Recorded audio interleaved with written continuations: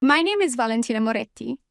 I'm 26, and today at my sister's wedding, I discovered what it truly means to be considered the black sheep of the family. It was a warm June morning in Florence, and the sun filtered through the shutters of my bedroom above the restaurant. The scent of freshly baked bread from the neighbor's bakery mingled with the aroma of the coffee I made every morning at 5:30, meaning this was my life. Waking up before dawn, preparing the daily dishes, opening at 12 o'clock, closing at midnight. My little restaurant in the heart of the San Lorenzo district was all I had, everything I had fought for over the last 4 years. But today was different. Today was Alessandra's wedding day. As I got ready, I looked at the dress hanging in the closet. An elegant navy blue dress I had bought especially for the occasion. Nothing too flashy, nothing that could steal the spotlight from the perfect bride. Because Alessandra had always been the perfect one. Law degree from Bocconi, internships at the most prestigious law firms in Milan. Engaged to Marco Benedetti, son of a wealthy family of lawyers. A dream wedding at Villa San Maritino, with 300 guests and a budget that could have fed my restaurant for an entire year. While I was driving to the villa, I thought back to the phone call 3 days earlier. Mom had called me, her voice tense as always when she had to give me family news. Valentina, dear, I need to tell you something about the wedding. Tell me, Mom. Your father, well, has asked that you don't mention the restaurant during the speeches. He says it's not the right time. My heart turned to ice. Not the right time for what? To say what, do? For a living. You know how Dad thinks about your little experiments? For him, this wedding is important. All of his colleagues from the bank will be there, his most important clients. He wants to make a good impression. Experiments. That's what my father Giuseppe Moretti, branch manager of Banca Intesa, called my job. For him, opening a restaurant at 22 instead of looking for a serious job was the ultimate betrayal. I arrived at the villa at 10 o'clock in the morning. Villa San Martino was imposing, with its manicured gardens and view of the Tuscan hills. Luxury cars were parked along the driveway, BMWs, Mercedes, a few Maseratis. Alessandra and Marco's world, a world I could never manage to enter. I found my mother in the main hall, very elegant in a powder pink pantsuit. Maria Moretti, former literature teacher, now completely devoted to family and social appearances. Valentina, finally. How are you, honey? She hugged me, but I felt the tension in her movements. I'm fine, Mom. Where is Dad? In the garden with the guests. He is making his rounds, you know. These events are important for his work. I went out into the garden and saw him immediately. Giuseppe Moretti, 5'8", perfectly groomed, gray hair, navy blue suit, impeccable. He was talking to a group of men in suits and ties, likely colleagues from the bank. He had that smile I knew well, the one he reserves for important clients. I approached. Hi, Dad. He turned, and for an instant his smile faded. Ah, Valentina, there you are. His tone was cold, detached. Let me introduce my daughter, Valentina, he said to the group, but added nothing else. No explanation of what I did, where I worked, nothing, as if I were a ghost.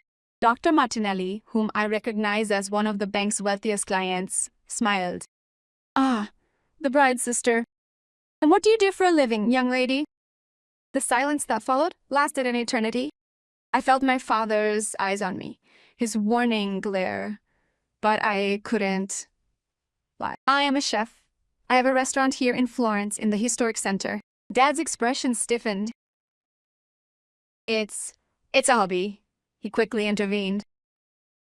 You know how it is, young people today have these temporary passions. The knife to the heart was immediate. Hobby, temporary passion. 4 years of my life, 16 hours a day, all my savings invested, and he called it a hobby.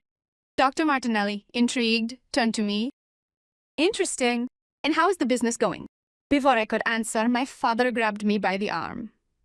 Excuse us a moment, he said to the group, dragging me away. We stopped behind a boxwood hedge, away from prying eyes. His face was red with contained anger. What do you think you're doing? He hissed through clenched teeth. What do you mean? You know perfectly well. I told you not to talk about that. That thing you do. That thing, Dad, is my job. It's my life. Your life. He burst into a bitter laugh. Valentina, wake up. Playing restaurant on a side street isn't a life. It's an expensive whim you're indulging in because you're young and foolish. His words hit me like slaps. It's not a side street, it's San Lorenzo. And I'm not playing, Dad. I have regular customers, positive reviews. I'm growing the business. Enough. His voice rose. Then he looked around and lowered it again. Today is your sister's day. An important day for the whole family. I won't let you ruin it with your fantasies. I breathed deeply, trying to control myself. Why can't you be proud of me, Dad? Why can't you see that I've built something of my own? Proud? His eyes hardened. Do you want me to be proud of a daughter who threw away an expensive education to fry eggs in a dive? And the word dive exploded inside me like a grenade. All the work, all the sacrifices, all the sleepless nights to make the restaurant run, and he called it a dive. My restaurant is not a dive, I said, my voice trembling with anger. It's clean, well kept. Customers return because eating at my place is an experience.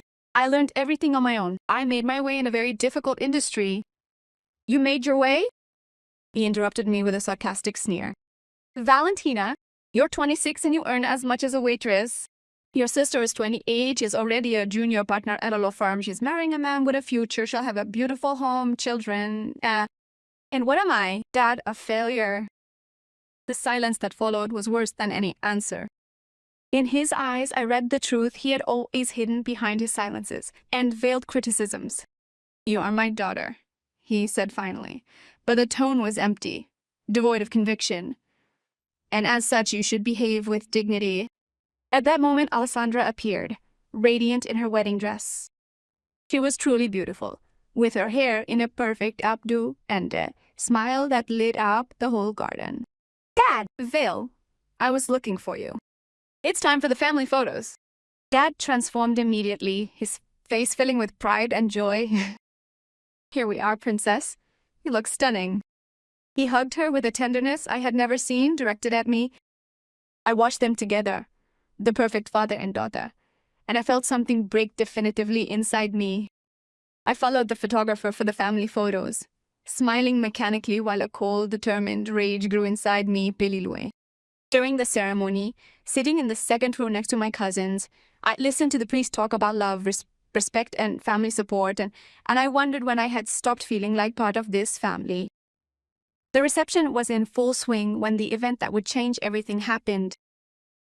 We were at the toast moment, and Dad stood up with the microphone in his hand.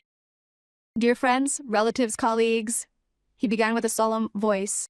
Today is not just the wedding day of my daughter Alessandra, but it is also the day I can say with pride that I have raised a successful woman, a woman who represents the values of our family. Applause broke out. A beaming Alessandra stood up to thank him. My daughter, Dad continued, has always known what she wanted from life.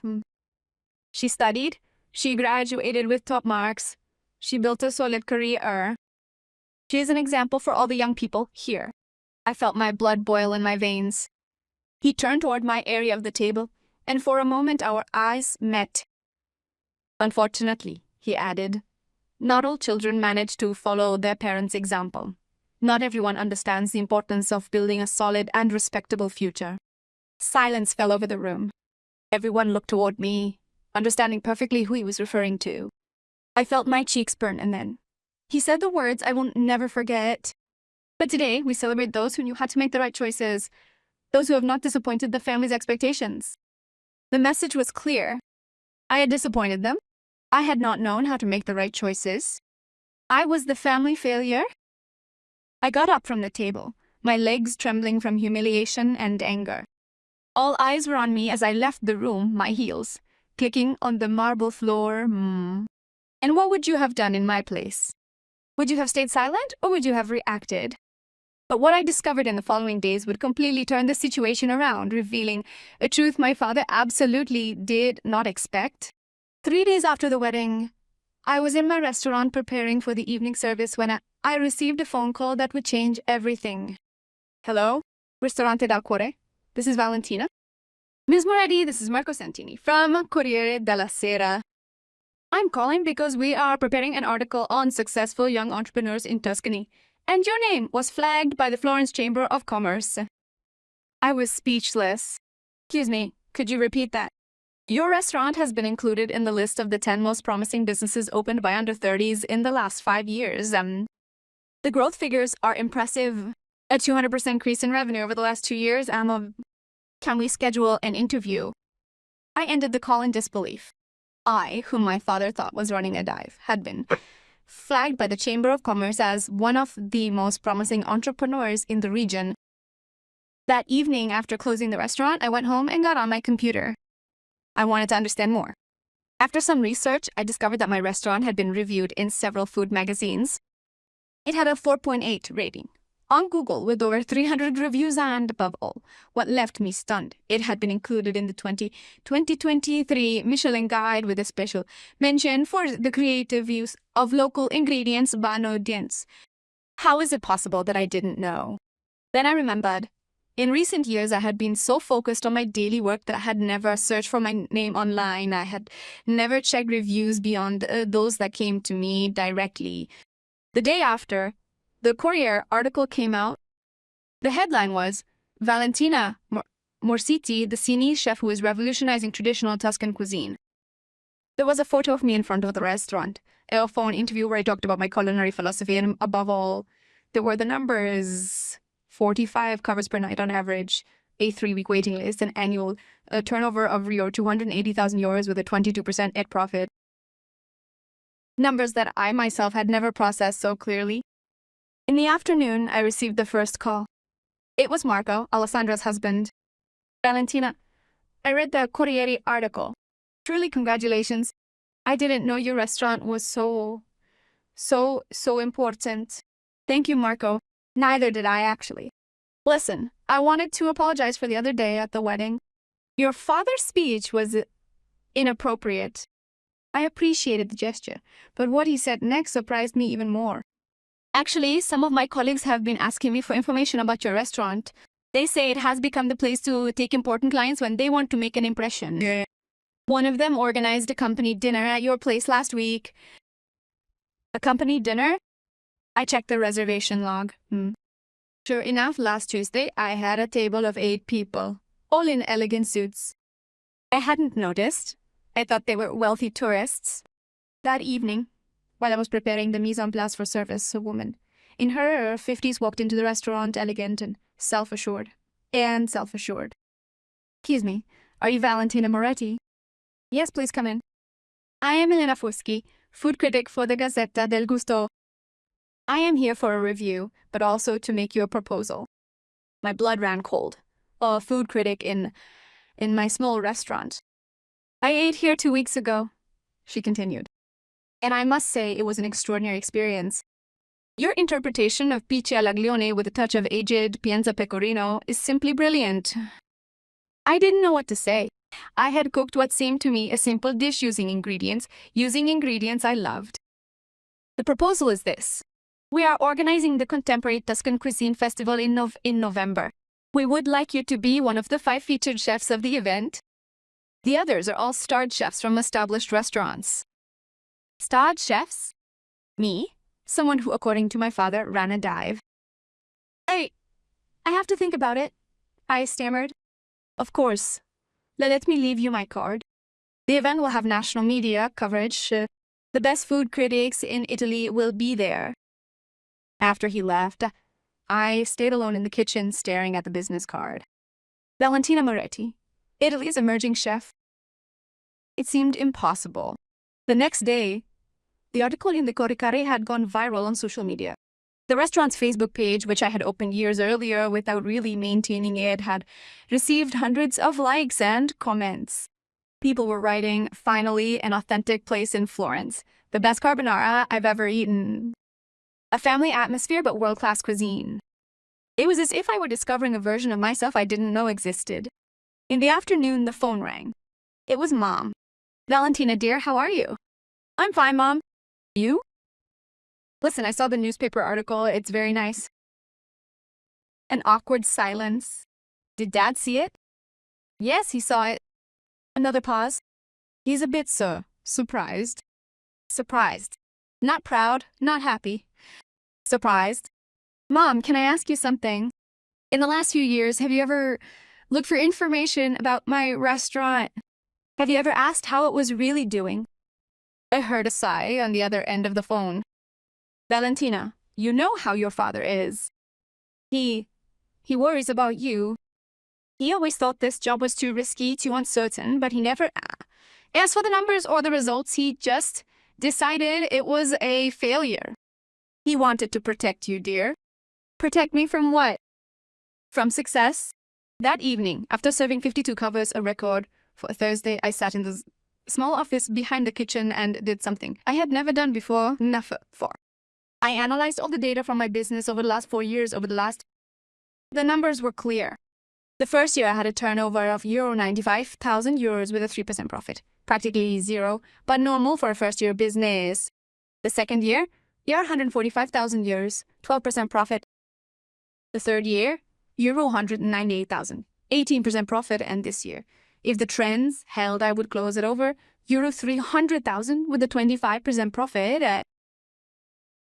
In 4 years, I had gone from a girl with a dream to an entrepreneur with a solid growing business. My restaurant provided work for 6 people. 2 cooks, 2 waiters, a dishwasher, and a girl for part-time administration. I had created an economy, jobs, and value. Yet to my father, I was still the daughter playing restaurant. On Friday night, during service, a group of elegant people walked in. I recognized them immediately. They were my father's colleagues. I had seen some of them at the wedding. Among them was Dr. Martinelli, the one who had asked me about the garden work. They sat at the center table and ordered the tasting menu. I served them personally, as I always do with all my customers. And at the end of the dinner, Dr. Martinelli called me over. Miss Moretti, this has been an extraordinary evening. The quality of the food, the service, the atmosphere, everything perfect. Thank you, Doctor. You know, after your sister's wedding, I did some research.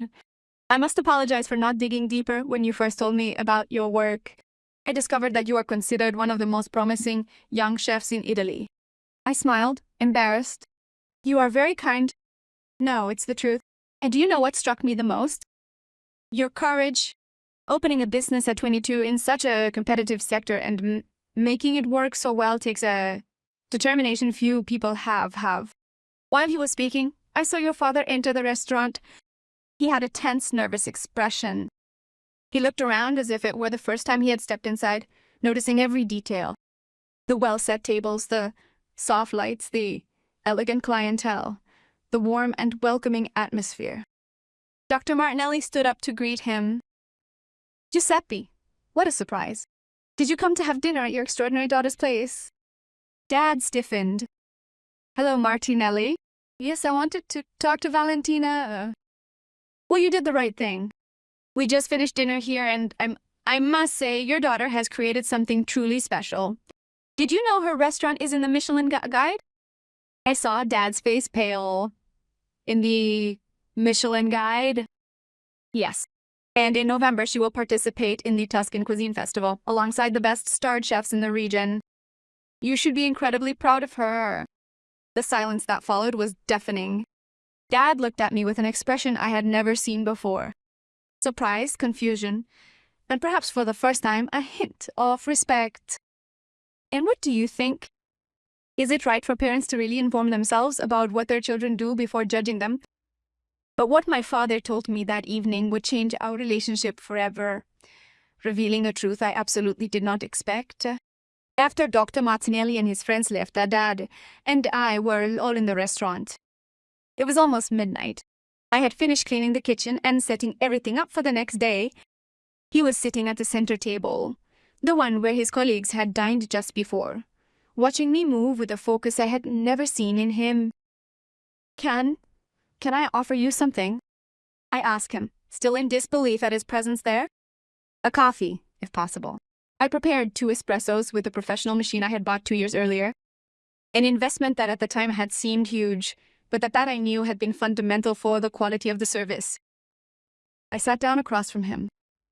The silence was heavy, charged with everything we had never said to each other. Valentina began, her voice lower than usual. I have to apologize to you. His words struck me like lightning. My father apologizing to me was something I never imagined could happen. For what, Dad? For everything. He ran a hand through his gray hair. For never trying to truly understand what you were doing. For judging without knowing. For humiliating you at Alessandra's wedding. I felt my eyes fill with tears that I tried to hold back. When Martinelli told me about the Michelin Guide, about the festival, I couldn't believe it. My daughter in the Michelin Guide, and I didn't even know it. I didn't know it either, I admitted. I only found out this week. How is that possible? Because I was too focused on the daily work to look around, and perhaps because a part of me had accepted the idea that what I was doing wasn't that important. He lowered his gaze. Because of me. Dad? No, Valentina. Let me speak. He stood up and began to walk around the restaurant, touching the tables, looking at the paintings on the walls, observing every detail. This place is beautiful. It's welcoming, elegant, but at the same time familiar. You can feel that there's passion in every corner. He stopped in front of the chalkboard where I wrote the menu of the day. Handmade peachy with wild boar ragu and pecorino di Pienza. Grandma's ribollita revisited with truffle crostini. Tiramisu made with ladyfingers and cantuccini. He went slowly, as if he were deciphering a foreign language. These are dishes. They are intelligent dishes. Tradition and innovation together. He returned to sit down. Do you know what my first reaction was when I saw the article in the paper? I shook my head.